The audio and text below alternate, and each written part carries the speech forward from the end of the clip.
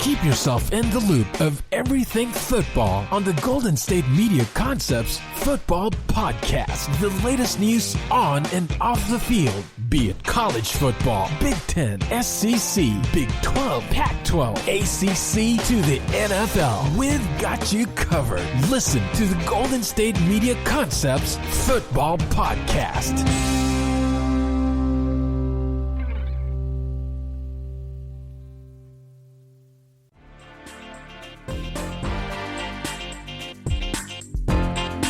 Welcome into the GSMC Football Podcast, right here at the GSMC Podcast Network.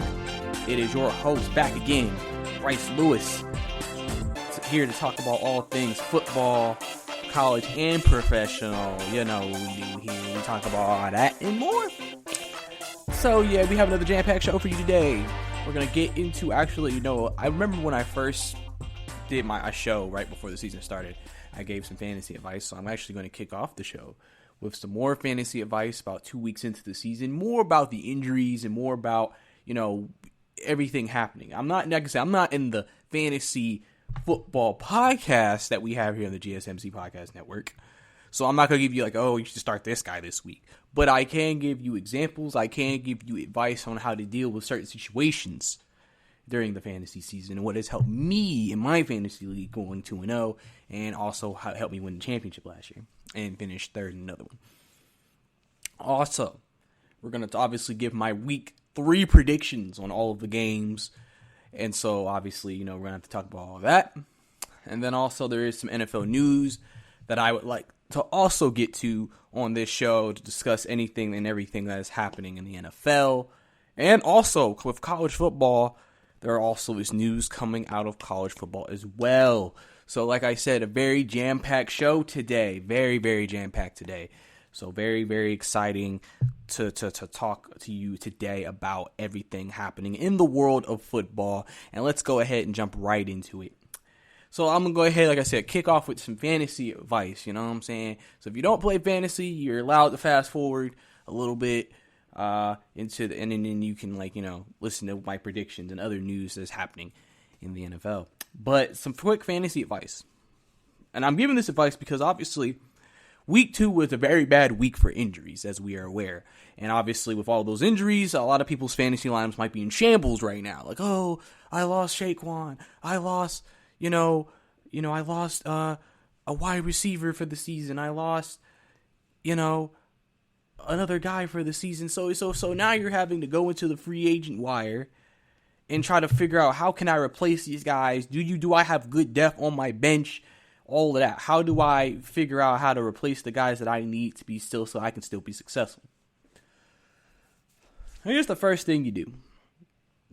One thing that I did this draft that I think really helped me is, if you truly know the game and have a lot of knowledge, especially of each team, in a respectable, a decent knowledge of every team and players, what you can do is, obviously they always tell you, obviously if a player goes down, go get his backup, because obviously he's going to get the touches, so he's going to be more valuable. But one thing I will give advice on with that is this: you definitely, in my opinion, need to look at tendencies. Let's just say with Saquon Barkley, obviously his backup, I believe, is Wayne Gallman, I believe. So you're thinking, oh, just go get Wayne Gallman. But remember, Saquon Barkley was the main running back, and then they had a sprinkle of running backs. So when he's out, they're still going to use a sprinkle of running backs. And yeah, right now, Wayne Gallman is listed as 2, but he may not even be the main running back by the end of the year, because there's other running backs who are going to be in the picture. And so you need to look at tendencies. What kind of offense? Do they like to run in between the tackles? Do they throw a lot to the running backs? Because what if the running back they say that you should pick up isn't a receiving back, but another guy is? If he shows he can run a little bit on the ground as well, he may be a better fantasy option just because he can get it both ways than the one running back who only get it the one way. Right? One thing I did this year in the draft is, obviously, we all know Hurst was traded to the Falcons for Baltimore. And one thing I know about Matt Ryan is Matt Ryan loves using his tight ends. Even when we had Jacob Tamme and Toilolo as our main tight end, he still went to them, even though we don't look at them as great receiving targets. So I knew Ryan is going to give him opportunities to throw.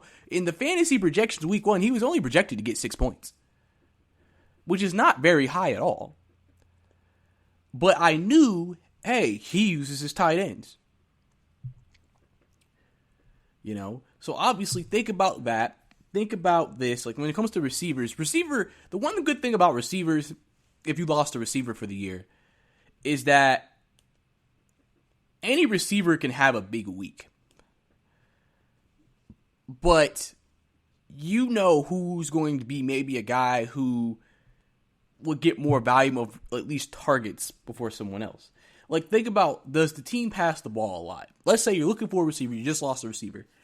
You have a team. If a team's a good running team, you might not want to pick up a receiver off that team just because they're going to try to run it a lot. Now, I'm not saying he still can't have great fantasy numbers, but if you go for a team that has a higher volume of throws, it's going to give that new wide receiver a chance to make plays. That's why Russell Gage is shooting up fantasy draft boards or fantasy boards, because Falcons pass the ball a lot. Ryan spreads it around. Gage is going to get opportunities.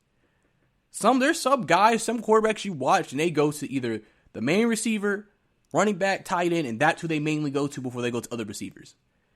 And you have to look at that when you're making a decision, when you're trying to decide who to get for fantasy to replace maybe a guy that you lost. It obviously depends on how many also teams are in your league and et cetera, because that obviously can limit what kind of players are out there when it's time to get a new guy. But basically, my main point is that I'm telling you to look at the circumstances surrounding the player when you're trying to pick them up. Don't just say, oh, he's the backup, he's going to get points because he's going to play. You got to think about, well, how do they use their talent accordingly? That's the key to me.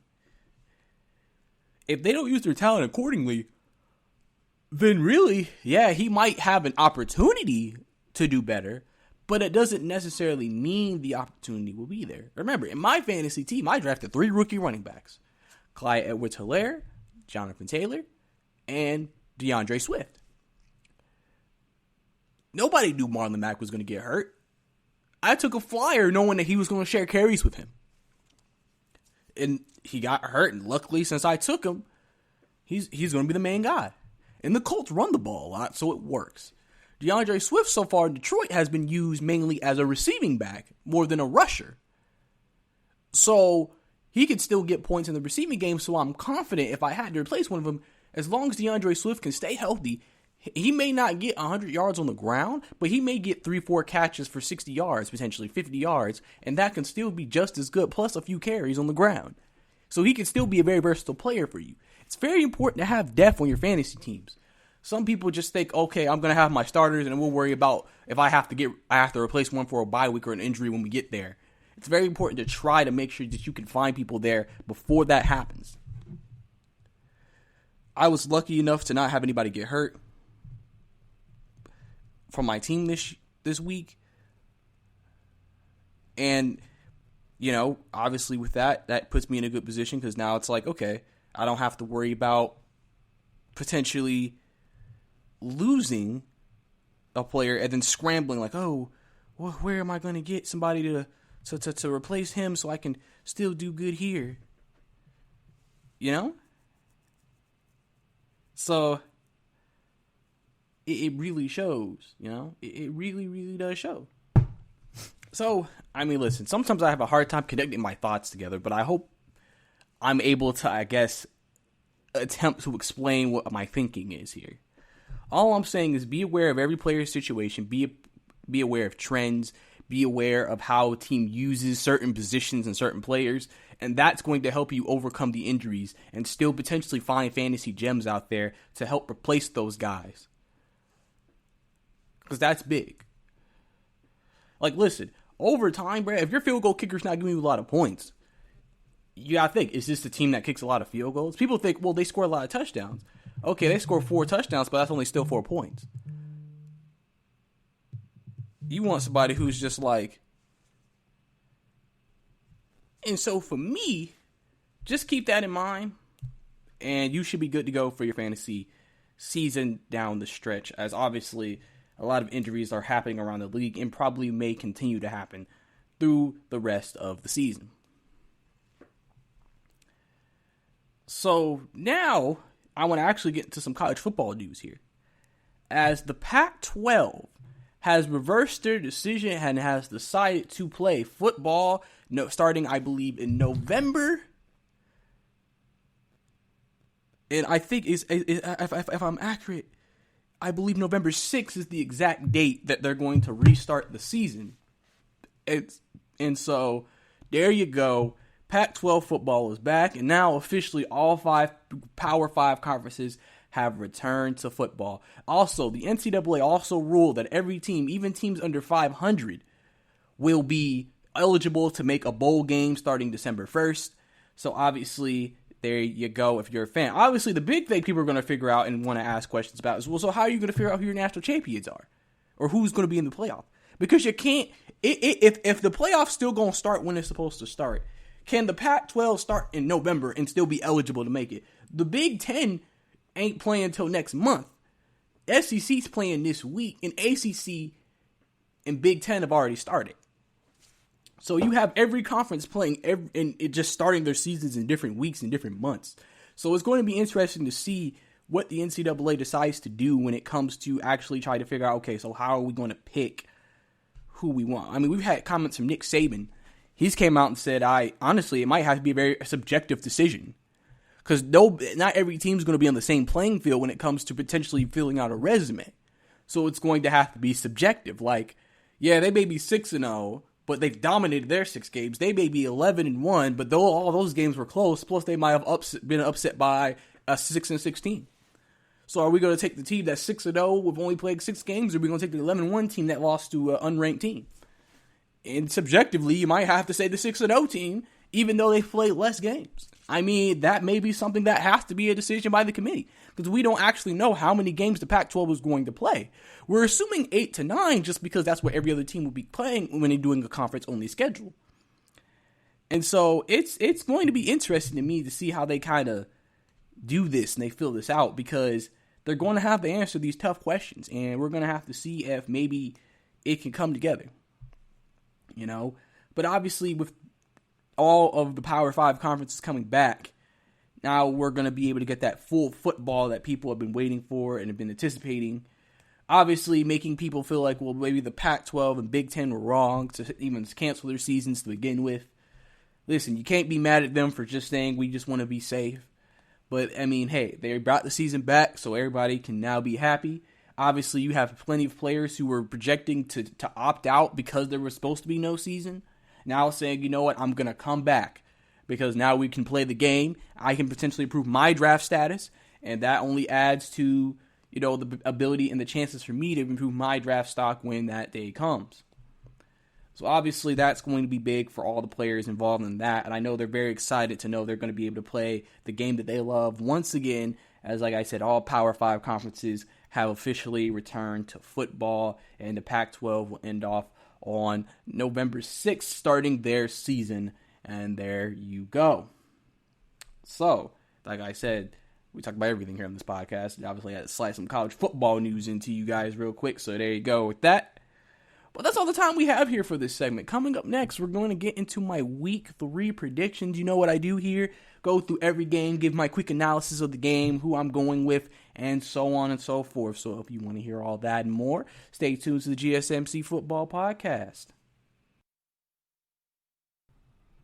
Listen up, sports bettors. This is your man, Brice, here to tell you about my favorite sports book, and that's BetUS. Football, basketball, and baseball are all back, and that means it's time to get down your bets. I only endorse one sports book, and that is BetUS.com. Why, you ask? BetUS is the pioneer in online betting with more than 25 years in the biz.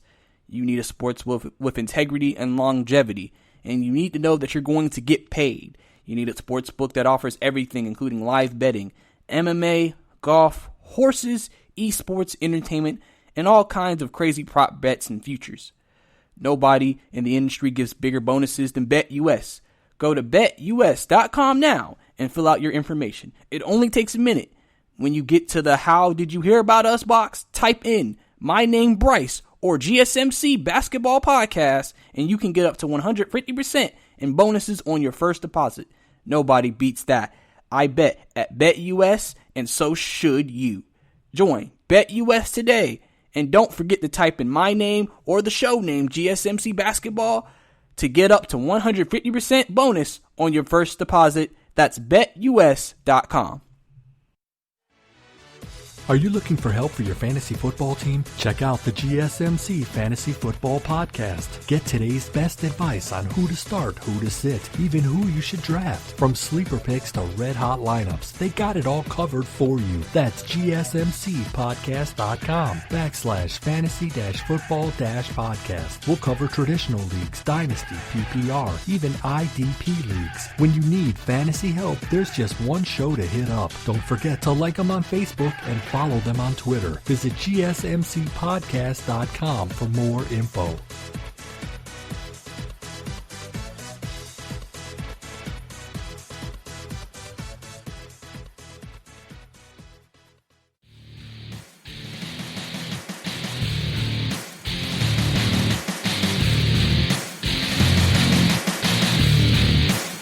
Welcome back to the GSMC Football Podcast.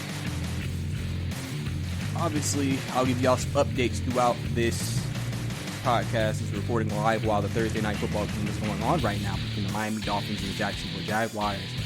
Miami is currently up 14-0 within the first quarter, 1:58 to go.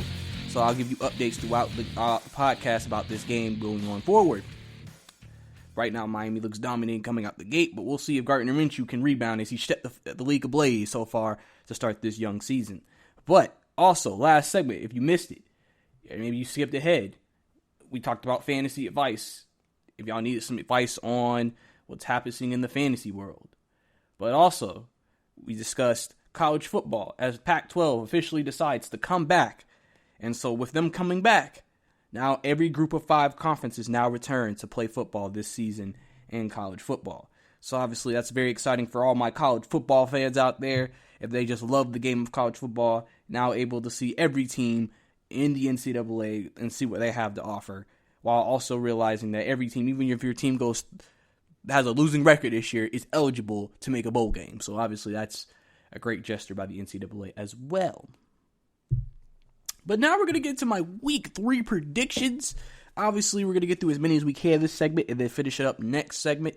So stick with me here as you want to hear all my predictions and if I think your favorite team's going to win this weekend and why. So first game we're going to talk about, obviously a game that still sits sour in my mind from last week. The Atlanta Falcons play the Chicago Bears this week. Chicago is 2-0. The Falcons are 0-2. 1 o'clock on Fox. Obviously, the Falcons, we all know about that. The shambles, the disgusting performance that we saw last week.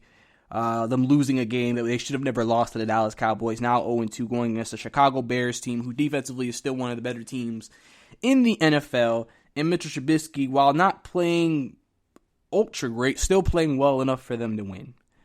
If you look at this game, you would think the Falcons would win, because the one thing the Falcons do have going for them is they do have one of the better offenses in the NFL. Even through the 2 weeks, you've seen that. And they're going against a Bears team that can be offensively challenged and or can be limited. So if the Falcons, you think, put up points, the game should be over. Now, the Falcons defense does have some questions, but I do think if they are able to put up points, it should be enough to create distance between them and the Bears and be able to pick up the win. Obviously, the Bears are coming into this game with a lot of confidence, as they should. 2-0 to start the season. I mean, I saw some Falcon fans tweet about it. They don't necessarily want the team to lose. Remember, they're only 0-2. The season is not over by any stretch. But people really want Dan Quinn gone. And so it's kind of like a part of you wants the Falcons to lose and have the shit. But the Chicago Bears going to 3-0 would probably be one of the young shockers of this early season. I'm going to very hastily pick the Falcons to win this game. I think they are the better team. Now, whether that actually leads to the results on Sunday, we'll see. But I'm going to go with the Falcons to win this game as they are the better team to me. I think Matt Ryan will continue his great start to the season. I think their offense will continue to click. There are questions of Julio Jones will play this Sunday, and I think he will. He usually plays through injuries. When is Julio not dealing with something? Now, he did have a setback in practice, but I think he should be still able to go. And honestly, if he didn't, that would not be great for my fantasy team either. But I got Kenny Galladay if I need to step up. Or Rachel Gage. So, yeah. But, yeah, I'm going to go with the Falcons. Next game, 49ers and Giants. Obviously, this game's interesting. Remember, last week, the 49ers played in MetLife Stadium.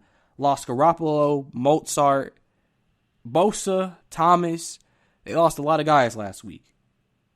And they're playing against a Giants team who looks like they'll probably be at the bottom of the barrel of the NFC East, especially after losing Saquon Barkley for the season. The 49 players were scared to play at MetLife Stadium because they felt like the stadium turf and everything was the reason for a lot of those injuries that they had last week when they played the Jets. Now, it's interesting to see what this team's going to be because they're playing a backup quarterback, backup running backs. They got 2 new defensive linemen. They still don't have Richard Sherman. They have a lot of injuries. And so this may be a winnable game for the Giants. I mean, you don't really know what to expect from the 49ers this week. So, I mean, you would sit here and think, if Jimmy Garoppolo at least played to me, I think you would be like, okay, 49ers, I think we'd still be able to win. But then we don't know how good the 49ers backup QB may play. I mean, luckily the 49ers have a lot of defensive talent still. So it's not like, oh, they're depleted and they have nobody. But it isn't as comfortable as a pick, but I would still, in my right mind, go with the 49ers to win the game. I just think that it would make sense for that to happen. They're still a top defense in the league, and I think they'll show that here.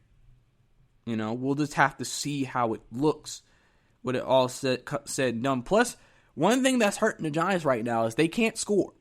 They're 32nd right now in the league with only 14.5 points a game. You're not going to win games in this league if you're only scoring that many points a game.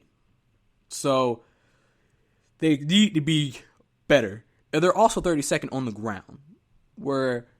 So if they can't run the ball, especially without Saquon Barkley, and they can't protect Daniel Jones, and they can't get open, the receivers can't get open, I don't really see, to me, the 49ers losing this game, even with all the injuries that they have suffered. In the next game, the battle of 2 0-2 teams, the Eagles and the Bengals playing. Obviously, we know the Philadelphia Eagles right now are in a bit of disarray. Carson Wentz has not played well. He has not played well. He's turned the ball over. He's making mistakes. And honestly, the injuries on the line of scrimmage for both teams and just defensively, they're not stopping anybody.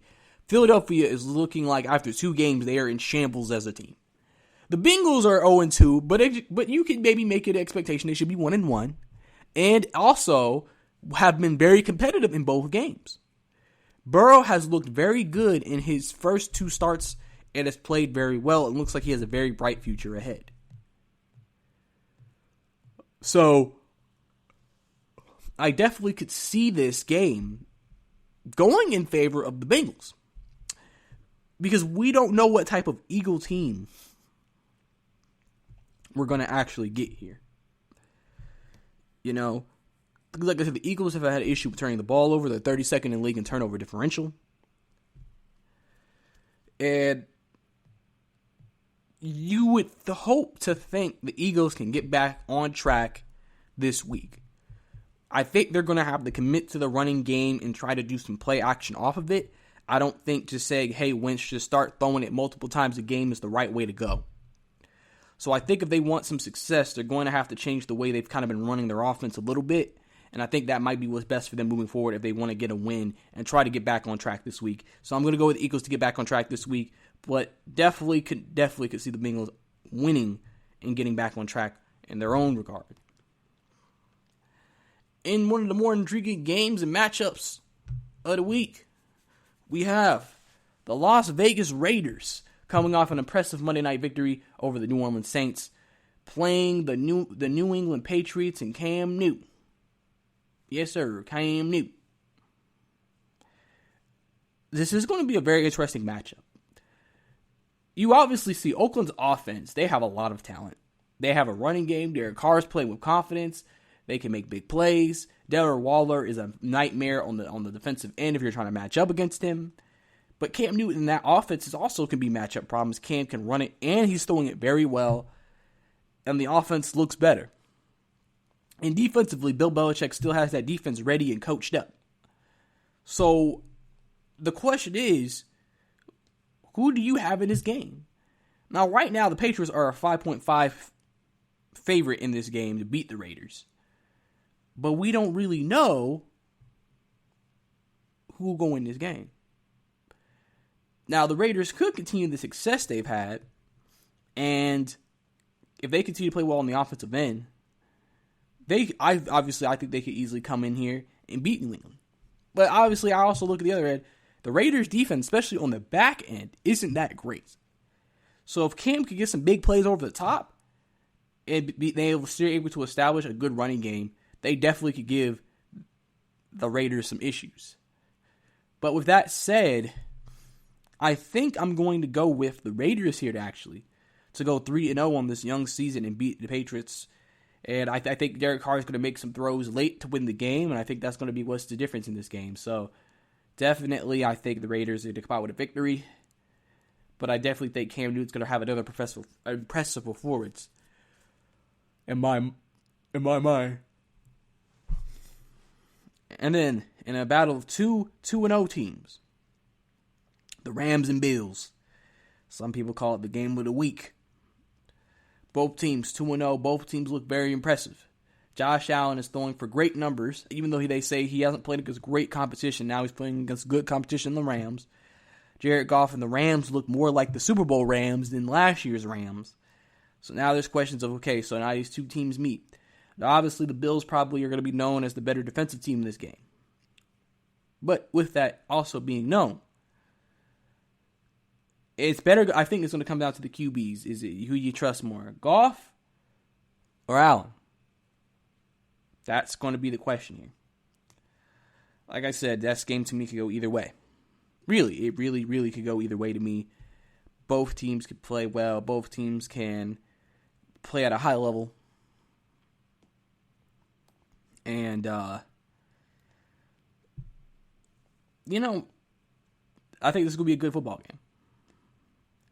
I think I'm going to take the Bills here, actually, to go 3-0 and start the season. I think they're going to make more plays late than the Rams, even though, obviously, we know Rams and Sean McVay, that offensive genius that he can be.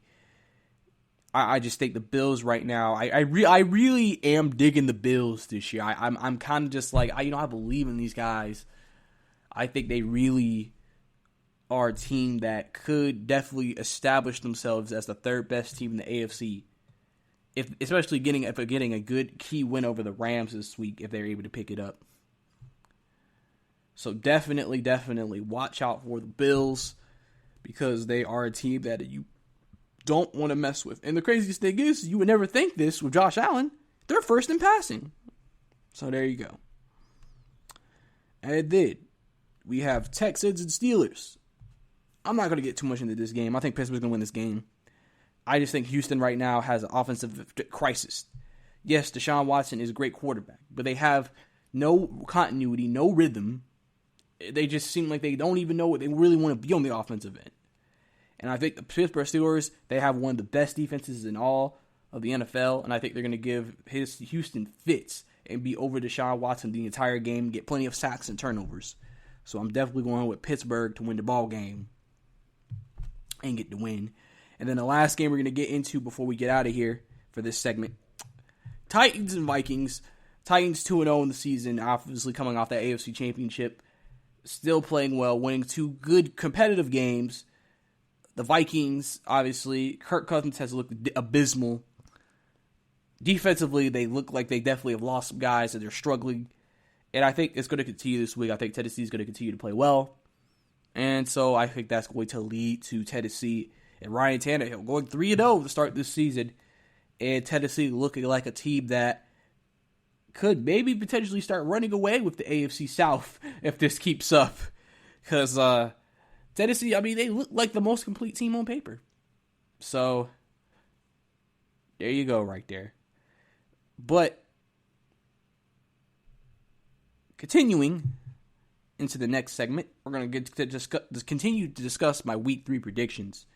So, stay tuned if you want to figure out who's going to win the rest of the Sunday games right here on the podcast.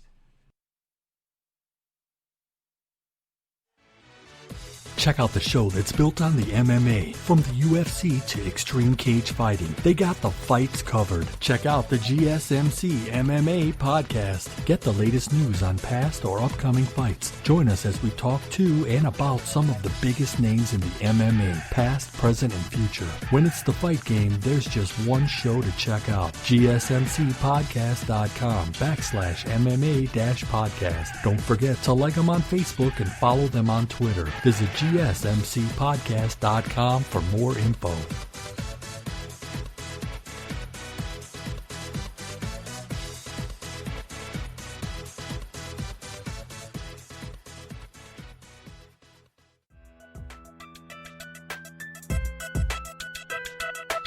Welcome back to the GSMC Football Podcast. Last segment, we were going over my Week 3 predictions. And that's what we're going to do to finish out this one, too, in this segment, as we're going to finish up my Week 3 predictions going into the 4 o'clock games. It did the primetime games as well, but we do have one more 1 o'clock game to get into before we get to those games. And that game is the Washington football team versus the Cleveland Browns. Obviously, in this game, Washington last week looked like they came back to earth. They looked like the team we expected them to be to start the year. They struggled against Kyler Murray and the Arizona Cardinals. The Browns, though, look like they got on track, and I don't think that's going to change. They obviously have 2 of the best running backs in the league, and I think they're going to play action off of that and get Baker Mayfield some shots down the field to Odell and the rest of the gang. And I think they're going to have a performance of what they did actually on Thursday Night Football against the Cincinnati Bengals. And I think Baker's going to have another decent game. And honestly, listen, the Cleveland Browns have a way they want to play. And if they can run it with two number 1 backs that they have, they're going to be in a lot of football games this year. And they may be able to change the critics' opinion of what they think is going to happen. And so I think that's going to be very interesting to see here between the two teams. Like I said, Washington came back to earth last week. They struggled in the game. They're only 31st in the league in passing, only averaging 179 yards through the air. So obviously, even though Dwayne Haskins hasn't played terribly, he hasn't played great either, you could say. Remember, Baker's not that far behind with only 193, but, you know, it could get better. Offensively, we know Washington is challenged. And you think, you know, in this game, Cleveland does have the ability to have an offensive explosion. They are second in the league in rushing attempts as well, and rushing yards as well with 176. If they're able to successfully run the ball against Washington, I think they would have no problem winning this ball game. And I think a lot of people would also agree with me on that sentiment. So in this game, I'm going to go with Cleveland to win this game actually quite handily. I think Chubb and Kareem Hunt are going to have big games, and that's going to lead them to a victory this week. So obviously that's my view of that game. In the next game, we have Jets and Colts. Obviously both teams coming to this game. Listen, Adam Gase right now is probably the most hated man in New York. The players are calling out his practices, saying there's not enough sense of urgency. People are forming protests against Adam Gase. And the Jets have a lot of injuries right now. This game should honestly be a blowout for the Colts. They are the more talented team, and they are the healthier team. The people think the Jets could be the worst team in football this year. And at this rate, it looks like they will be. I don't think Gase makes it to Thanksgiving, but we'll have to see. So, because I just feel like you have too much pressure, especially internally from your own players, where I just feel like as an owner, I just don't see you. I just don't see you starting or keeping him the entire season. So, if you had to put someone on me and Ethan's hot seat rankings, most likely to be fired, it's clearly going to be Adam Gase. Because I just honestly, it just is shocking to me how it seems like everybody's just so fed up, it looks like, with him, with the way he does things. People have called him out. Players have called him out. Fans call him out. It just seems like it's just not meant to be. It is going to be interesting to see if Adam Gase even gets a job after this as well. After all the criticism that he has taken, especially from so many groups of people. So I'm going with the Colts to win big in this game. We got Panthers and Chargers. Justin Herbert will start again this week after Tyrod Taylor will be out for a minute with a punctured lung based off a shot that was given to him by the doctor, which punctured his lung. And so it looks like the Justin Herbert era has started in LA. They're going against a Panthers team who was 0-2. And listen, Panthers offensively have not played bad.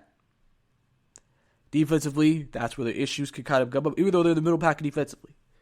They've put some points up, and they've done some things good, and they've done some things well.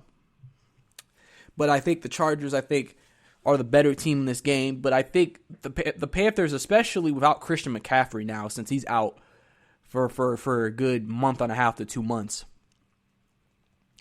where's the production going to come from? Are they going to start opening up the offense for Teddy Bridgewater to start slinging the rock everywhere? Or what? Because we don't know if the Panthers' backup running backs can give them that same production that Christian McCaffrey. Remember, Christian McCaffrey basically was a huge chunk of the offense. Now Matt Rule has to even up. He has to divide it. He has to spread out everything to all the players and give them all opportunities to be successful.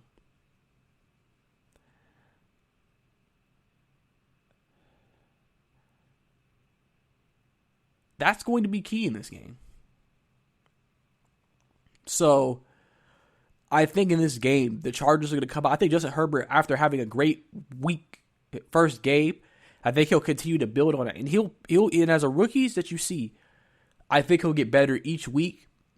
And I think this week he'll get his first NFL victory against the Panthers. So, Justin Herbert, I'm expecting some big things out of you this week, man. I'm expecting some big things. But in the next game, we have Buccaneers and Broncos.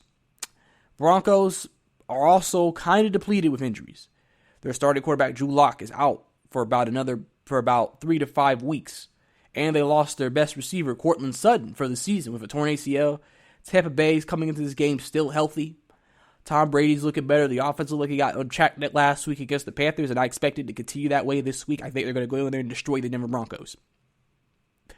I just think Denver's lost too many people. And I think, like I said, Tampa Bay has a lot of offensive talent, and they're going to continue to get better. But their defense, people aren't talking about Tampa Bay's defense. Tampa Bay's defense has been one of the best defenses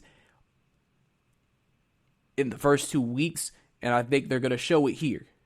So, to me, I definitely expect good things to happen. Definitely expect very good things to happen. So, to me, I think it's going to be very interesting to make sure that Tom Brady gets back on track, because obviously a lot of eyes are going to be on Tom Brady moving forward. But next, we have Cowboys-Seahawks. This game will be very interesting, obviously. Dallas coming off that dramatic comeback against the Falcons last week. One thing we got to look at in this game is this. The Cowboys' defense is not that good. They can be had, especially in the secondary. What is the one thing Seattle has done great in the first 2 weeks? Pass the ball. Russell Wilson is an MVP candidate. Him and DK Metcalf have great chemistry. Tyler Lockett is one of the best slot receivers in the NFL. honestly, this could be another 300-yard, 3-4 touchdown day for Russell Wilson. And the Seattle Seahawks aren't the Falcons. At least we don't think. If they're up like Falcons were up last week, I don't think the Dallas Cowboys are going to be making a comeback. So Dallas needs to be competitive from the start. Dak and this offense don't need to make mistakes early. They have to stay on top. They have to stay in front in terms of the chains. And if they don't, they're going to end up losing this game. And people, because remember, they could easily be 0-2 right now coming into this game and then potentially come out as 0-3. And then there'd be so many discussions about what's wrong with the Cowboys. What's wrong with the Cowboys? And to me, I just think the Cowboys ain't got that juice. And I don't think that they're as good as what people think they are. That's just my personal opinion. But I got Seattle in this game. I think they're going to come out and win the game and beat and handle the Cowboys.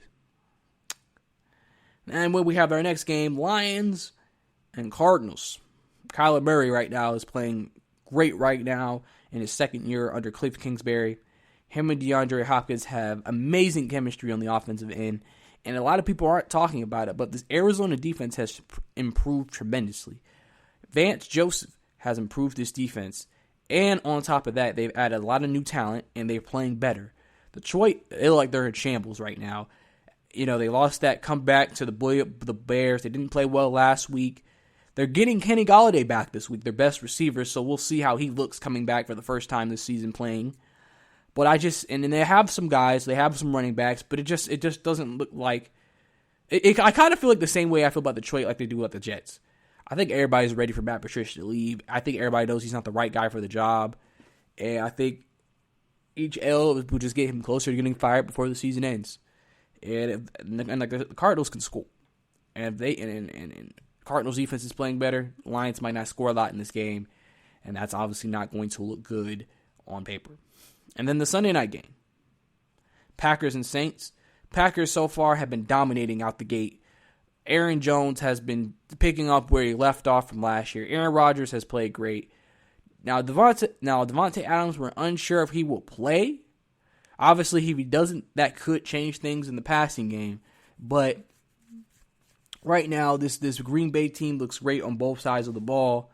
The Saints last week, some people were wondering if Drew Brice is in decline. Some people are questioning if he's declining. And we don't know if Michael Thomas is going to play in this game. So obviously if he doesn't, that would be another big blow to their offense. Because the offense really did not look that good last week. Outside of the first drive, outside of the first quarter and a half of the game, their offense looked a lot out of sync. And so the Saints definitely are going to be looking to try to bounce back this week from that performance from last week. And I think the Packers are going to come into this game and they're going to continue what they're going to do. The Saints know they got to stop the running game. If Aaron Jones can have a big game on the ground, that's what's going to open everything up for the Packers, and they're going to be able to have their way with the Saints defense. So I think we're going to have to see, and then obviously we're going to have to see how Drew Brees plays this week. Obviously, like I said, there's been a lot of criticism about him, and we'll have to see how it all works out when it's all said and done. But I think I'm going to go with the Packers this week to pick up the win on Sunday Night Football and go to 3-0 on this young season. Then we have Chiefs and Ravens, the big classic, the game of the year, some people say. Two teams in the AFC that people view as the best teams in all of the NFL. Lamar Jackson versus Patrick Mahomes, man. This is the type of matchup that you want to see. People think this could be a repeat of that Monday night classic we had a couple of years ago between the Rams and the Chiefs, where it was just an absolute shootout on Monday night. This is a huge game. I expect this to be probably one of the highest rated Monday night games they've had in years. And you got two of the best teams in the NFL playing on this platform, playing on national television. This is going to be big. It's going to be really hard to pick this game. Both teams are playing well right now. I think it's going to be a high-scoring affair. I think this game's going to come down to turnovers. Whoever gets the most turnovers in this game, I think, is going to come away with the victory. Because I think both teams have good defenses, even though you may say Baltimore's is better. But the Chiefs have a better offense to me than the Ravens do. So it kind of negates each other out. So it's just a matter of who can take care of the ball more. And it might even come down to who just has the ball last. If I had to make a selection in this game, I'm going to go with I'm actually going to go with the Chiefs to win this game. I think they're going to get the ball last, and I think Patrick Mahomes is going to take them down the field to win the game. But this game easily could go either way to me. Both teams are capable of beating each other. And so I definitely expect this to be a fireworks show on Monday night, just like I'm sure the league wants and everybody who's watching this game wants as well. But that's all the time we have here for this segment. That was my Week 3 predictions for the NFL season. And so there you go. But coming up next, we're going to get into some more football discussion right here on the GSMC Football Podcast. Check out the show built around the women of MMA. From the UFC to the extreme cage fighting, we got the fights covered. Listen. It's the Golden State Media Concepts Women's MMA Podcast. The latest news of upcoming fights, discussions of previous matches. Join us as we talk to and about the biggest names in women's mixed martial arts, past, present, and future. When it's the women's fight game, you know where to listen to. The Golden State Media Concepts Women's MMA Podcast.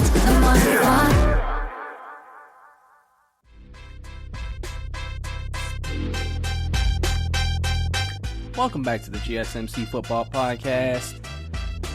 Last segment, we finished up my Week 3 predictions, talking about all the Week 3 games here on the podcast. So obviously, gave every reason why I think each team I picked was going to win the respective game that they were going to play in. And now we can just get ready for some great Week 3 football. Hopefully we won't have as many injuries as we did in the previous week. Now we're going to get actually into a game that's going on currently on this podcast. If you forget at the beginning of the show, I updated you on the Dolphins and Jaguars game, which was currently going on at that time. The Miami Dolphins are up 14-0. Now they're up 21-7 going into the half. There's 25 seconds left, actually, at the time of this recording. And Jacksonville is trying to drive down the field to potentially get a field goal, but it doesn't look likely. So it looks like it's going to be 21-7 into the half. To give my impressions on the game so far, the Miami Dolphins look better than they have in the previous 2 weeks. Last 2 weeks, they started off very slow, barely struggling to score. But Fitzpatrick started this game scorching hot. I believe he completed his first. He completed, actually, from the end of the last game to the beginning of this game, 21 straight passes. So Fitzpatrick has played very efficient recently after that 0 touchdown, 3 interception game to start the year. It looked like they found some success on the ground with Myles Gaskin. Jordan Howard seems to be their goal line running back. Their offensive line is young, but they made a lot of changes, and it looks like they're playing better up front. And honestly, in this game, they look like the better team. Obviously, Jacksonville, the thing about Jacksonville, I think that was the most shocking for a lot of people is how good they were offensively. Because defensively, they looked the way people thought. Defensively, they still let up a lot of points in each game. But offensively, they were able to keep up, and Gardner Minshew was playing at a high level. In this game so far, Gardner Minshew has been struggling, and he hasn't even been under that much duress in the pocket. But Miami's secondary has been doing a good job holding these Jacksonville receivers down and not allowing them to make big plays over the top. So that's obviously great. Before I get more into Jacksonville, because I want to discuss the quarterback situation, I'm going to talk about the Miami Dolphins first. I mean, Miami's at a place right now where a lot of people come into the season, they didn't know what to think of the Miami Dolphins. They didn't know what to think of the team. There was obviously a lot of new players. Obviously, they drafted the quarterback of the future in Tua Tagovailoa, but we didn't really know what the team was actually going to be. They played 2 AFC East teams 0-2. Now they're trying to bounce back before they play a big game against Seattle next week in this Thursday night game, and they're trying to play better, get the offense right. Obviously, Miami has some weapons. Mike Gesicki is becoming one of the better tight ends and matchup nightmares, I believe, in the NFL with his height and speed and what he can do as a receiving tight end. Obviously, Devontae Parker, if he can continue to get his consistency and stay healthy, is trying to develop into one of the best receivers in this game. And they have some talent on the offensive end as too. Obviously, defensively, they lack a pass rush, but they have individual players who look good on paper and veteran guys who know how to play this game. A lot of guys from New England especially. Brian Flores has a task ahead of him to see where this team is. Remember, they only won 5 games last year, and they didn't win their first game till late in the season or at the midway, after the midway point of the season. So obviously winning a game here would be great, and it could give them some confidence. So a lot of people predict this team to be 8-8 this year, which I think would be a good place to put them. And I feel like that's where you put a team that doesn't come off as like they're great, but they don't seem like the worst team either. You just put them at 8-8, 7-9. Like, you know, games could go a certain way. I mean, they're obviously going to win some games. They're going to lose some games. And that would probably be a good place to place them. Because, like I said, they haven't done anything that would make you think, wow, they're going to be this amazing team when it's all said and done. So, obviously, like I said, this game so far, they have played better. And they're up 21-7 going into halftime. So, if they're able to finish this game out and win it, then clearly that's going to really, like I said, build the confidence of this team. Keep two on the bench a little bit longer. And it's all, but also that's also just in part because Fitzpatrick is playing better in general as well. So, obviously, all of that is a big contribution to what's going on here. But now we're going to switch over to Jacksonville.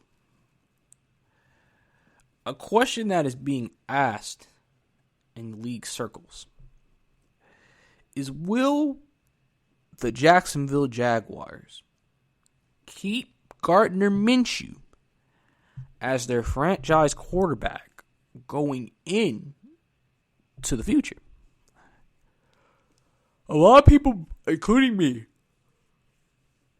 view this season as a tanking year where Gardner could play decent, but he wouldn't play where you would be like, oh, he should be the guy.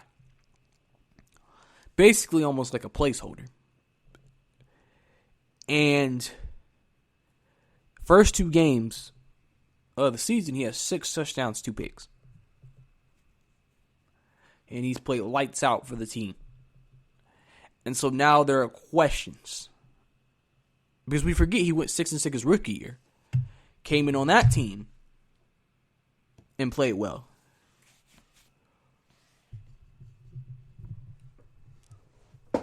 We forget that he was just a 6th-round pick. Not a lot of people expected a lot out of Gardner Minshew. Not a lot of people did.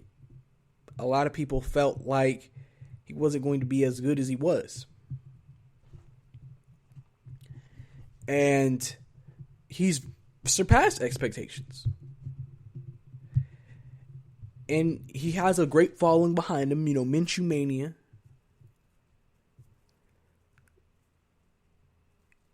He seems like he's very well controlled the offense.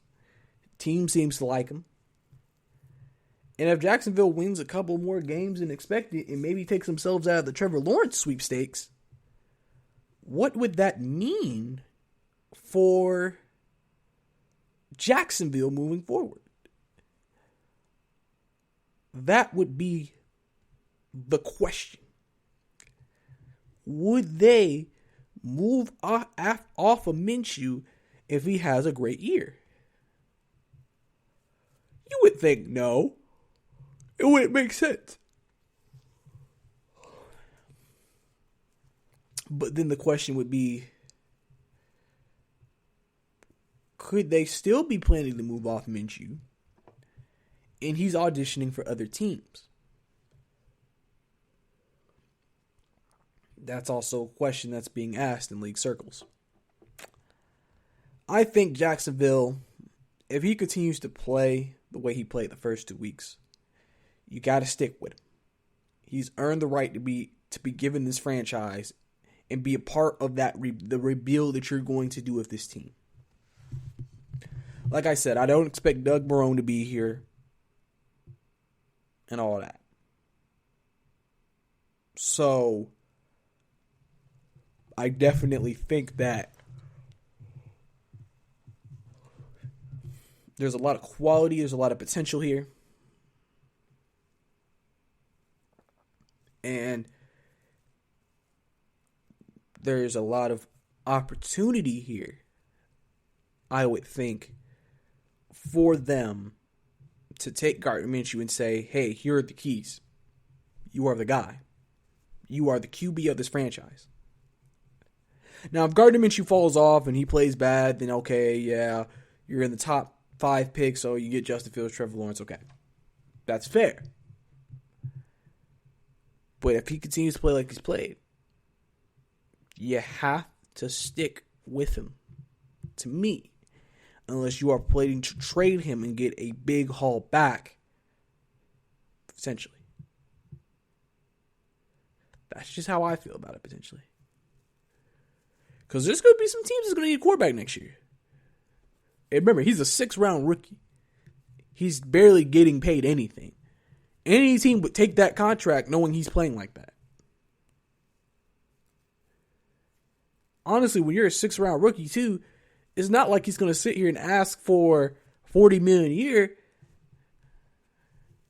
He'll probably just want $30 million a year. 25, which is what starting quarterbacks go for nowadays. With me, I think you got to stick with him. And just ride this out until you have, or unless you personally feel like we have to go with someone else. Because realistically, Jacksonville was never expected to do that much to begin with in the first place. So for me, if he brings y'all to maybe even an 8-8 record, that's still better than what people thought Jacksonville was going to be this year. And they know that. So definitely I don't think they need to be ready to let go of Gardner Minshew. You have some young talent on that team. I've honestly felt like the strength of their team really at this point is their receiving core. They have some guys who they can throw to. DJ Shark was a guy who really bounced back and came on, to me. And so I view this team as a team that has all the potential in the world to be great. And that's just how I personally feel in terms of the future. They have the capabilities of being a better team. And my big thing has always been this. Don't make changes to something that doesn't need to be changed. If you don't need to change it, don't change it. Simple as that. And hopefully they'll do that and give Gardner Minshew a fair opportunity to prove himself. But last thing we're going to get into before we get out of here. Obviously, a lot of injuries have been happening around the league. Like I said earlier, I just hope that we don't see it. But we did have one of our weirder injuries, which I briefly discussed in my predictions. When Tyrod Taylor was having some chest pain, they were going to inject a cortisone shot that usually people inject to numb pain. And apparently, when the doctor injected Tyrod Taylor with a shot, he punctured Tyrod Taylor's lung, which will have him out for a while.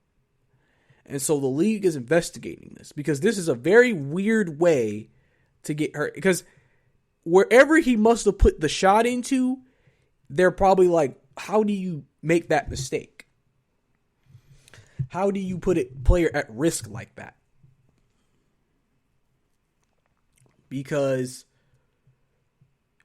now he's not going to be able to play because of an injury that was caused by your own medical staff. That's not a good look. I mean, listen, Justin Herbert's on the field. Okay, this is his team. But it just that was a very weird injury. And I just think, is there something more to it? I don't know. I guess when they get through their investigation with what happened, we'll hear about it. But it was just a very weird way, I think, for a player to get hurt or miss a game. Because imagine if you lose a player because the medical staff made a mistake like that. It's careless on the medical staff's part. And that is kind of a big issue to me, if that's the case. But that's all the time we have here on the GSMC Football Podcast. Thank you for tuning in once again. Thank you for tuning in. Let me be a part of your day.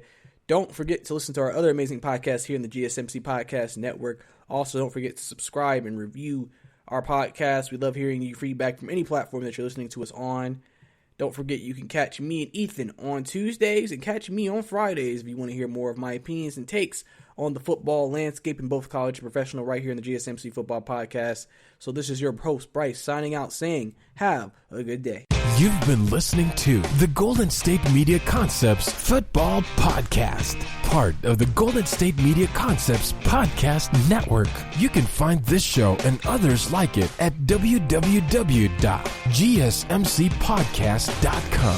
Download our podcast on iTunes, Stitcher, SoundCloud, and Google Play. Just type in GSMC to find all the shows from the Golden State Media Concepts Podcast Network, from movies to music, from sports to entertainment, and even weird news. You can also follow us on Twitter and on Facebook. Thank you, and we hope you have enjoyed today's program.